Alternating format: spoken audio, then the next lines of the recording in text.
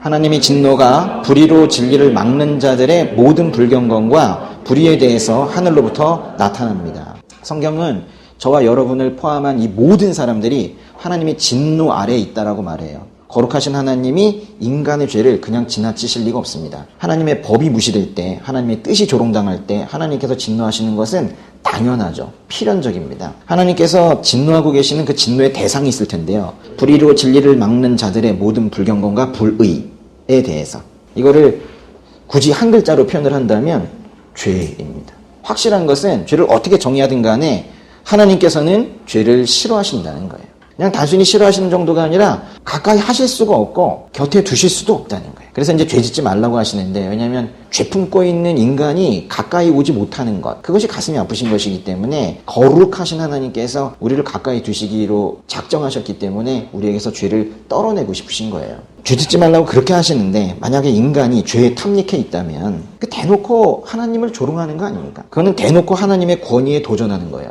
왕이신 그분의 권위에 도전하는 걸 반역이라고 합니다. 반역. 죄는요, 단순히 도덕적으로 나쁜 것 정도가 아니라 이거는 하나님께 반역하는 거예요. 그래서 하나님께서는 종국의 그 죄를 심판하실 수밖에 없는 거예요. 죄는 사악합니다. 죄는 피조물인 인간이 자신이 피조물이라는 것을 깜빡깜빡하게 하다가 영영 잊어버리게 만들어요. 어느 순간 자신이 피조물이라는 걸 잊어버리게 되면 자연스럽게 하나님 자리에 가 있는 자기를 보게 되는 거예요. 하나님께서 진노하셨습니다.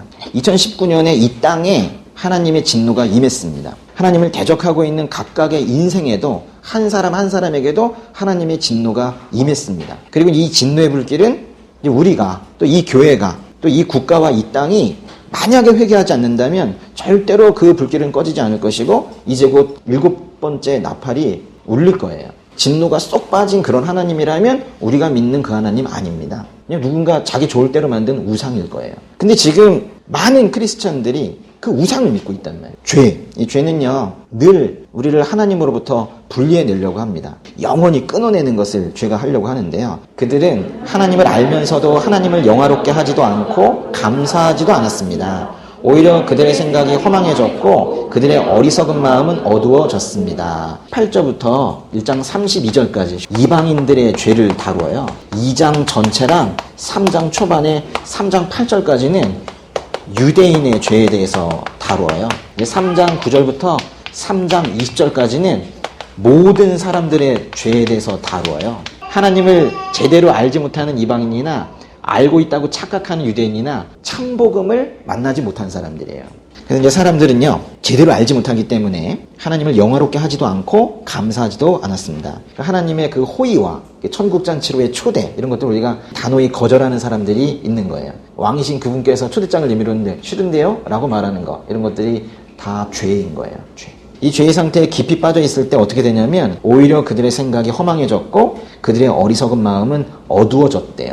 이게 바로 죄가 하는 일이에요. 죄는 사람의 생각을 허망하게 만들고 그 마음을 어둡게 만든대요. 세상을 바라보는 시각을 망가뜨렸다는 거예요. 죄로 인해서 우리 가치관이 왜곡되어 있다는 거예요. 그들은 스스로 지혜롭다고 하지만 미련하게 돼 썩지 않는 하나님의 영광을 썩어질 사람이나 새나 짐승이나 기어다니는 동물의 우상으로 바꾸었습니다. 사람들은 지혜롭다고 주장을 하는 거예요. 사람들은 이 파괴적인 착각 때문에 미련하게 되어서, 어리석게 되어서 결국 하나님은 버리고 엉뚱한 것을 취하는 그런 잘못된 삶을 살고 있다는 겁니다. 큰 착각을 하는 사람들이 결국 하는 일은 우상을 만드는 거래요. 예를 들면 이게 이제 우상이래요. 꽃신 만들어 놓고는 여기 이제 나에게 돈을 갖다 줄 거래. 점점 여기에 빠져들게 되죠. 어둠의 영 사탄이 뭐라고 그러냐면요, 근데 좀 부족해. 꽃이 더 있어야지. 뭔가 계속 뭘 해야 된다고 요구하죠. 네가 지금 내는 물질이나 헌물 이런 것들이 부족하기 때문에 우상신이 움직이질 않는 거야. 이렇게 말을 해요. 더 빌고 더 갖다 내고 뭐 이러죠. 근데 하나님께서는 이제 우리에게 뭐라고 하시냐면, 하나님께서 이미 예수 그리스도를 통해서 모든 것을 이루셨기 때문에 우리가 할 게 없대요. 그거를 그냥 믿음으로 받으라, 이렇게 말씀하시잖아요. 그러므로 하나님께서는 그들의 마음의 정욕대로 살도록 더러움에 내버려 두시니 그들은 서로의 몸을 욕되게 했습니다.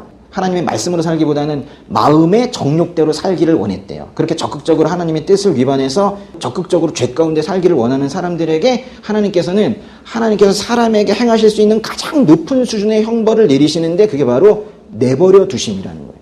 그러자 이제 사람들은 내버려 두셨으니까 더욱더 신나게 서로의 몸을 욕되게 했대요. 하나님께서 징계를 하시고 또 회개를 촉구하시고 그러는 건요, 아직은 기회가 있다는 거예요. 하나님께서 내버려 두신다는 것은 하나님과 완전히 분리된다는 그런 뜻이거든요. 하나님께서 내버려 두시면요, 하나님 품 안이 아닌 마귀의 영향력 아래도 아닌 어디 어떤 중립지대에 들어가는 것이 아니에요. 마귀에게 들어가는 거예요.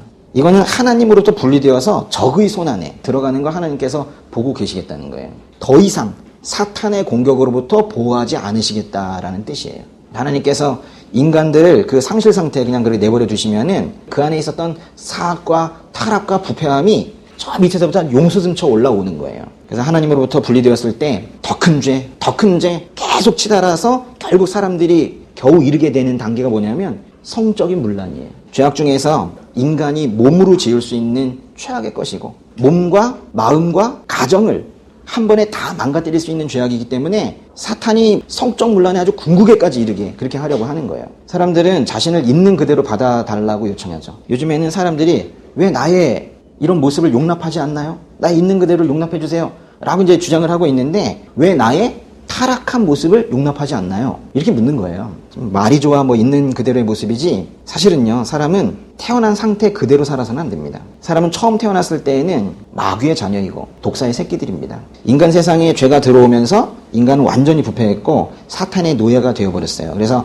하나님께서 죄를 회개하고 하나님께로 돌아오라고 부르시면은 사람들은 날 좀 내버려 두라고, 자신을 있는 그대로 봐주라고 뭐 그렇게 말을 해요. 하나님으로부터 영원히 분리되어 있는 상태로 놔두라 뭐 이런 얘기예요. 어떻게 하나님 아버지께 그런 말을 할 수가 있어요? 그러니까 죄를 가지고 죄 가운데 있게 해주세요 라는 거는 분리를 촉구하는 거예요. 죄의 회개를 촉구하시는 하나님께 감사하고 이제 그 음성을 들어야 됩니다. 사실 이 하나님의 진노가 사실은 하나님의 사랑이라는 게 아주 풍성하게 표현이 된 거예요. 진노하시는 것이 사랑이고 진노하시는 게 그게 은혜예요. 너무 정말 진노하셔가지고 내버려 두심 그 단계까지 가지 않도록 이제 말씀을 통해서 이렇게 설교를 통해서 전해지는 이 주님의 간곡한 부르심을 꼭 들으시기 바랍니다. 28절에 보시면요, 사람들이 하나님을 아는 지식을 하찮게 여기는 죄를 범하고 하나님을 조롱하며 완전히 등을 돌려버렸을 때 하나님께서는 그들을 타락한 마음대로 또 어떻게 하신대요? 또 내버려 두신대요. 그러면 인간이 타락한 결과 가지고 태어났던 그 악한 것들이 이때다 싶어가지고 막 거침없이 튀어나오는 거예요. 내버려 두시면 회개를 해야 되는데 회개를 하질 않아요. 이게 인간의 실존입니다. 로마서를 읽으면서 부끄럽지 않으면 그것만큼 심각한 것도 없습니다. 그러므로 한 사람으로 인해 죄가 세상에 들어오고 또 죄로 인해 죽음이 들어온 것 같이 모든 사람이 죄를 지었으므로 죽음이 모든 사람에게 이르렀습니다. 죄라는 단어만 죄가 아니라 불의, 불법 이런 것들도 다 죄인데요. 죄를 그리스어로 하마르티아라고 그래요. 하마르티. 뭐 관역을 비껴나가다 뭐 이런 뜻이거든요. 뭔가 이렇게 비껴나간 거, 하나님의 뜻에 맞지 않는 거, 기준에 맞지 않는 거 이런 것들을 우리가 죄라고 그래요. 인간 세상에는 수도 없이 많은 죄의 유형이 있고 한 번 지은 죄도 그 양이 넘쳐나고 이렇기 때문에 사실은 이 하마르티아라는 이 단어를 쓸 때요, 실은 죄들이라고 써야 되거든요. 근데 로마서에서 이 죄라는 단어는요 모두 단수형으로 써져 있어요. 그러니까 로마서에서 이 죄라는 건요, 질투, 뭐 살인, 다툼, 사기, 악독, 교만 뭐 이런 어떤 개별적인 악한 행위들을 죄라고 하기보다는 바로 그 총체적인 그 죄의 근원지, 바로 사탄을 말하는 거예요. 우선적으로 죄라는 것을 떠올릴 때 어떤 도덕률이 떠오르고 무너졌던 나의 지난 한 주가 떠오르고 그것보다 먼저 떠올라야 되는 게 있어요. 아, 사탄한테 당했구나. 아, 마귀한테 속았구나. 이런 탄식이 먼저 흘러나오는 게 그게 죄에 대한 올바른 태도예요. 이번 한 주에 제가 이제 죄를 짓지 말라 이렇게 말씀드리기보다 그래서 이렇게 말씀을 드리고 싶은 거예요. 마귀한테 속지 마십시오. 사탄한테 당하지 마세요. 한 주간 승리하세요.